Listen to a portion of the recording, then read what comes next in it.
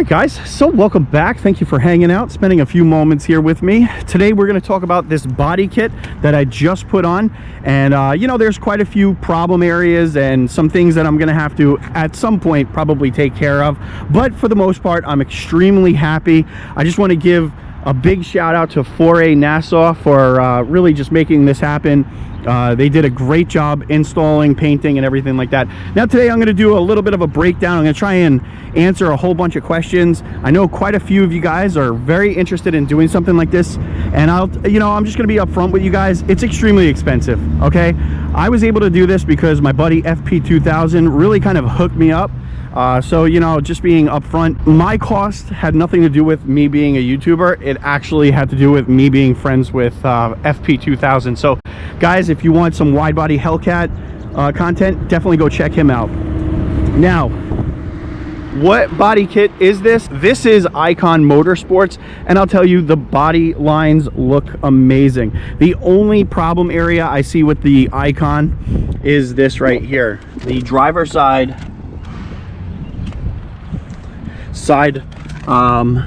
skirt here. Other than that, the body lines look pretty damn on point. Very happy with the fitment. These sensors, they need to be put in there. There's no pre-drilled area for them. The body kit ended up costing about a little over $1,700, so book about $1,800, and it comes with everything that you can think about, inserts, everything. Okay, so it's a one purchase deal, and you know, you'll be good to go. The time frame in which I ordered and got all the parts was about 3 weeks to a month. This has been floating in, you know, the works for at least 2 months now, so that is the time frame that you could kind of expect. 4A Nassau is the company that did the paint and body work, and I have to say that they did a great job. Now, I didn't listen to them when they said that I should blend the new paint with the old paint.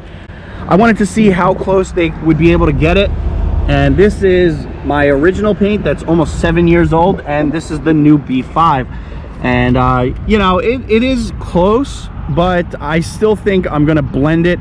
I think the most noticeable area is this quarter panel right here.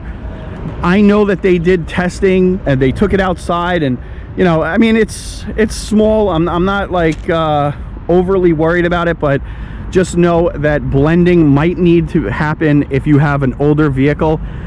Now, for just this, without blending and everything like that, they charge around $3,000. So, you know, take that into consideration. It's a lot of work and a lot of labor that's going into this.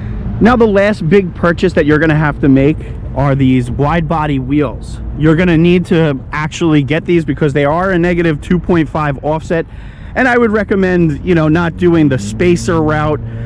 You could potentially get yourself 2-inch spacers, but I wouldn't recommend it. So on VCrest, you could get these for about $1,200, or you could get the red eye for about $1,400, I believe. I'll put the pricing up just to make sure. And as you can see, it starts really adding up to do this conversion.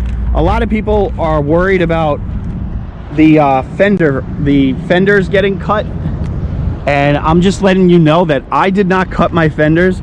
However, if you decide to lower your Charger or get yourself larger rims, larger wheels, and a different tire setup, you will likely end up rubbing.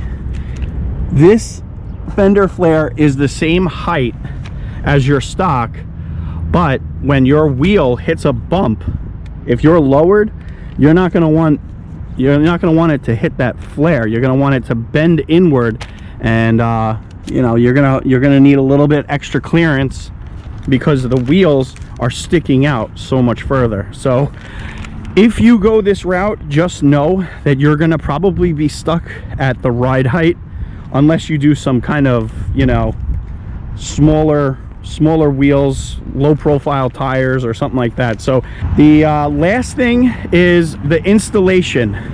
4A Nassau chose to do a very they did not drill, okay? We ended up doing a very heavy automotive glue. They recommended it. They were like, yo, this is gonna be permanent.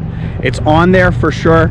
and you know, I trusted their judgment, and so they cleaned up, they buffed out where the fender flare was going, and pretty much glued it on, and you know, that's pretty much the bulk of it.